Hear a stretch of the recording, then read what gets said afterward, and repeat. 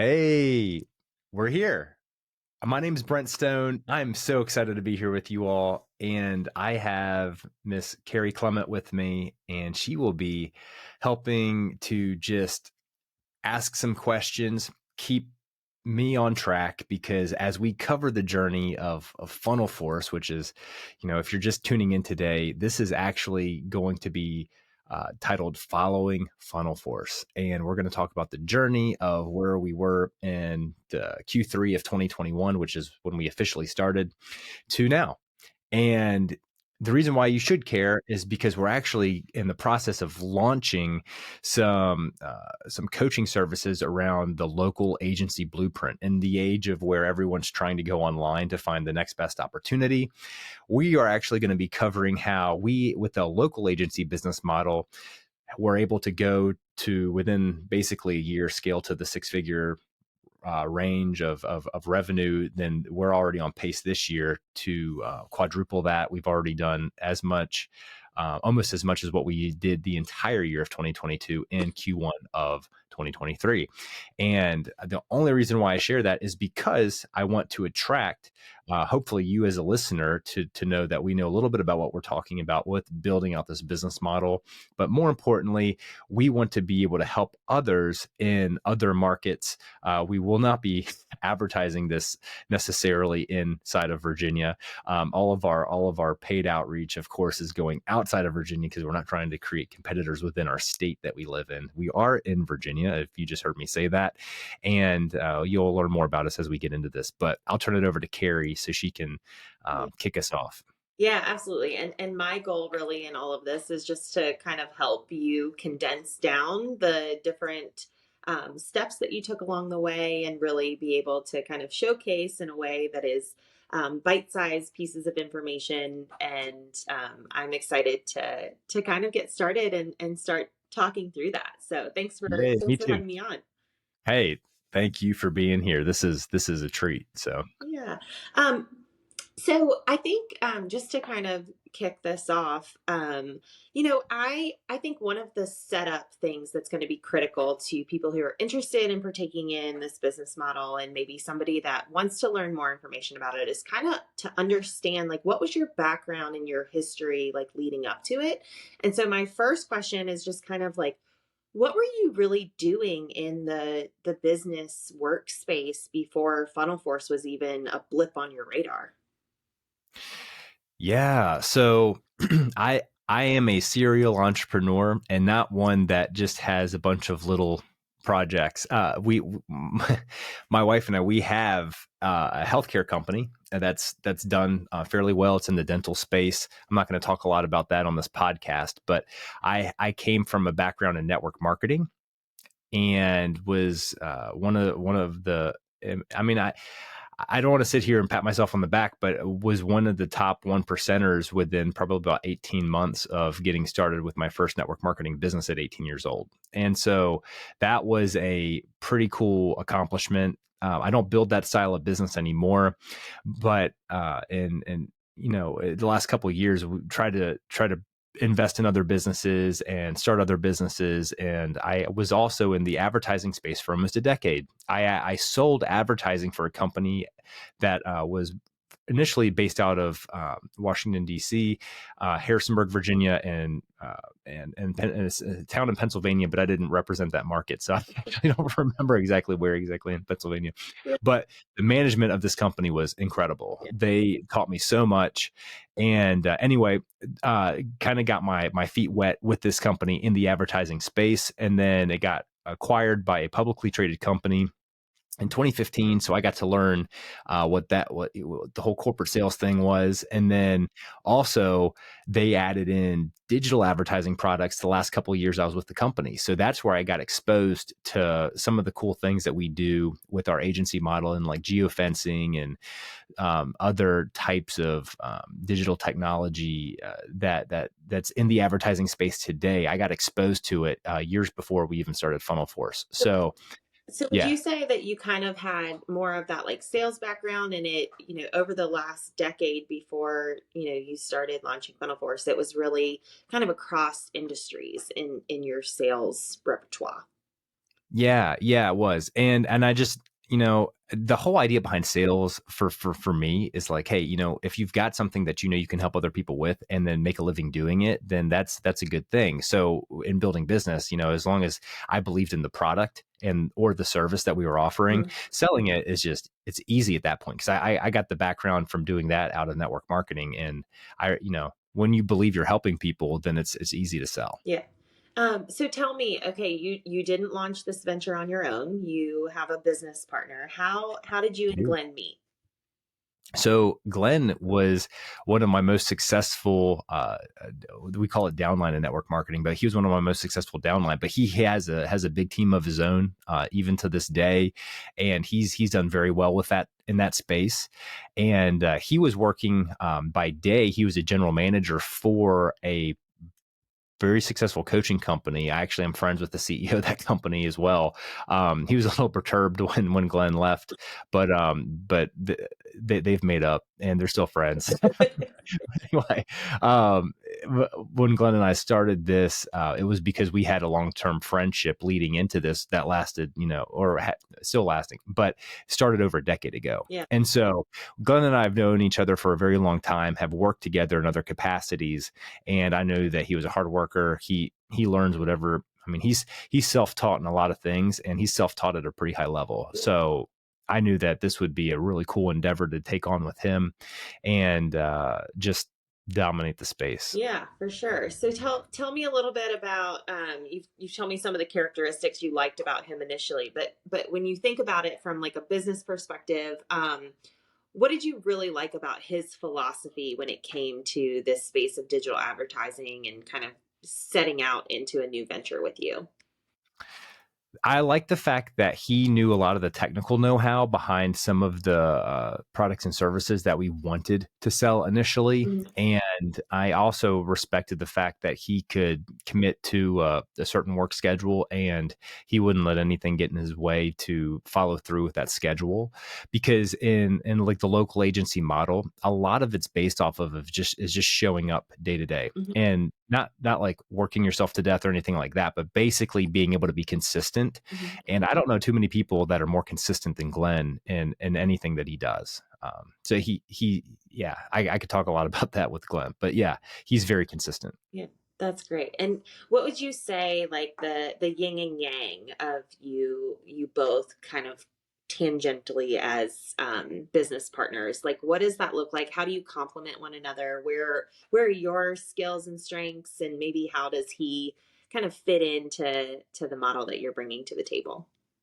Yeah. So a really simple way of explaining that is I kind of have this like visionary role, and he's his own visionary for sure, but he's very much an integrator. I mean, he doesn't let things slow him down. Like if something needs to happen, he's one that can put pen to paper and figure it out within like an hour. And it could, I mean, I that's not my strength set, but coming up with the ideas and a lot of the different things that we've sold in the past and getting started and whatnot, I've had a lot of I will take credit for some of those things and developing those things. Glenn's come up with some products that have been some of the best selling products that we have after, going through and working through things over the course of a year and a half or a year or so. And he's, been able to develop a lot of that. So we fit good together when we mastermind and we sit down and we have our weekly meeting to kind of debrief on the week. My visionary comes out for sure. And then his ability to put these ideas to get traction out of these ideas is where he really complements. And yeah, so I mean, I hope I answered your question. I could talk a lot about that, but I don't want to Yeah, no, I think that rabbit trail too much. no, I think it's great. And just like kind of in that same line of thinking, like what made you think like if you were you and somebody really relates to your personality and your business philosophy and they have your background, like what are they looking for in a partner if they want to, take on this venture? Like how do they find their Glenn? Like how do they find their compatibility partner to make this successful? Man, good luck, whoever's listening. No, so basically, it's actually, I don't want to say, well, Glenn's irreplaceable. So number one, I'll say that. But when you look at trying to build this model, if you're a visionary type of person, you need to have an integrator. And basically the evidence that somebody is an integrator is that they've been able to stick with something for a long time and get results over a long period of time. They have the ability to problem solve and learn things and be self-taught. At least that's what I've been able to put together from how he compliments me. Mm-hmm. And I think that at the time when we got together on this, he was already looking to start one of his own businesses in this space anyway. So it wasn't like this was all my idea. I mean, Glenn definitely, when we started talking about this, because we were friends anyways, he was like, look, I'm looking to do this. And I told him, well, I'm looking to do something else over here too, in the advertising software space. He said, all right, perfect. So, that kind of came together. But if somebody's like out there and they're like, hey, I'm an integrator, I need a visionary, because they do work very well together Mm-hmm. as business partners, then that's something that we could talk about in depth.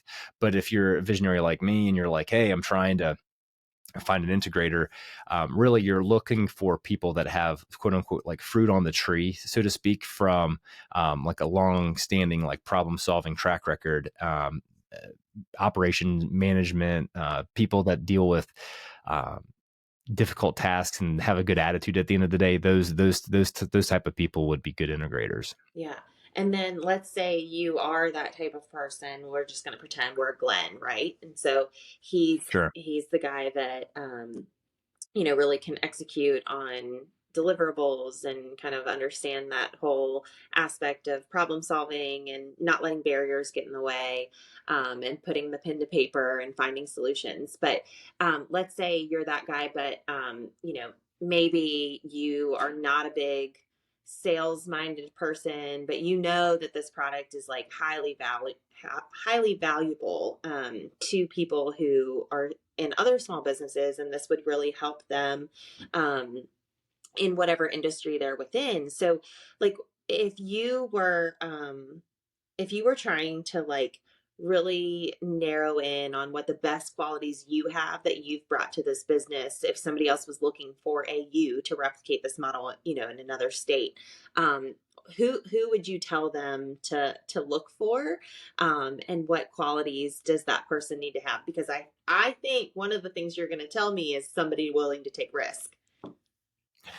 Yeah. I mean, yeah, I guess risk tolerance could play a part, but I mean, part of the reason why I wanted to do this particular business model is because I think that most people would agree that if they're, in a certain generation, the whole brick and mortar business model would seem risky. But if you had an exact plan on how to make it work, it seems a lot less risky Yeah. than somebody coming to you and being like, "Hey, I can teach you how to make $1 million a year on an online business."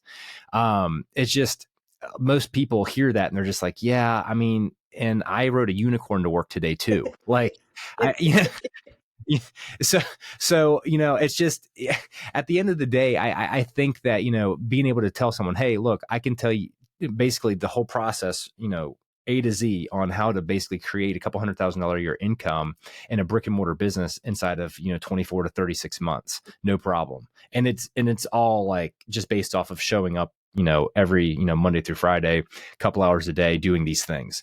And I think that that's probably more believable. So I'm just addressing the Yeah. risk tolerance standpoint. Yeah. So if someone's going to try to like find me in one of the characteristics there, that can be there. Yeah. I'm not going to like say that it's not, Yeah. but you're looking for somebody that's just very optimistic. I think that that's going to be a thing, Mhm. and somebody that's very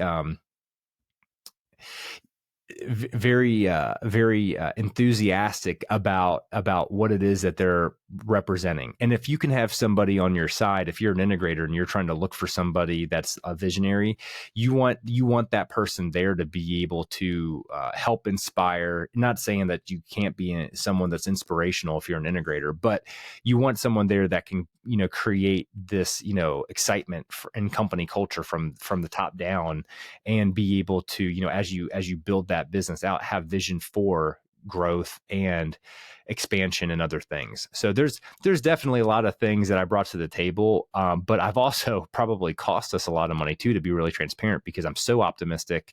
I've convinced Glenn that we should invest in like stuff. Let me put it like this. I'm going to answer your question a step further. Yeah. I believe that if you're an integrator, you could do what we've done here in the funnel force model totally all by yourself. You don't even need a business partner. Visionaries, unfortunately, if you're like me, I literally would need a business partner. Like, because I heard this one time that basically visionaries are like the billionaires of the world, but like without integrators, they'd be homeless. Yeah. For I real. Well, I'm I serious. think I can see where you're coming from. I think that's going to be something But fun. integrators can be successful. They Yeah, might not be billionaires, but they could be millionaires. They yeah, could make a couple $100,000 a year, because if they just follow a proven system and they'll just work that system, they'll make it work. yeah, Visionaries, they just get burnt out after like 30. I was going to say 30 days, but yeah. really like 30 seconds, and then they move on to the next thing that they're excited about. Yeah. So I don't know if I add that much value. No, I'm just kidding. I know I add value, but it's just in different ways. But yeah, if you're an integrator and you know that you can work hard and just go from day to day and just do similar tasks over and over and over again repetitively, you can make the local blueprint model work, no problem. Yeah. No, that's great. I think it's going to be fun to get into future episodes and hear a little bit more about that. But we were really just trying to center in this first episode on, okay, what was the background and kind of what was the landscape before you were able to launch this business model. So is there anything else that you wanted to contribute to kind of just painting the landscape of before you actually, signed the paperwork or made the Sure. agreement? Anything else from the landscape perspective that you wanted to do before we close? Yeah, I'll just tell the listeners that we didn't know anything. I mean, like we knew some of like the tools that Yeah. we would need, but like some people are like, yeah, well, you probably knew what you were going to do. I can't tell you how much money we wasted in bad investments of like software and other things, and people duping us into like buying these packages to help us grow. And like Yeah. I mean, there's a lot of stuff that's worth its weight in gold, but then there's stuff that's like so not. And you can't be scared of that, Yeah. especially if you're going to work with like people like Glenn and I, because we basically help you save all of that expense. And then also, just if you are going to invest in something, we tell you the stuff to invest in that Uh-huh. that works for us and why it worked and how it works. So would you So, say in the next few episodes we're gonna talk about how to avoid some of those pitfalls that you guys experienced along the way, so that other people don't have to go through them? yeah, totally. Yeah, totally. Big picture strategy and how to avoid sinkholes, pitfalls, all of that. Yeah, Yeah. for sure. All right. Sounds like we're gonna have a great conversation in some of these next episodes. Absolutely. Thanks, Carrie. Yeah. Have a great day. You too.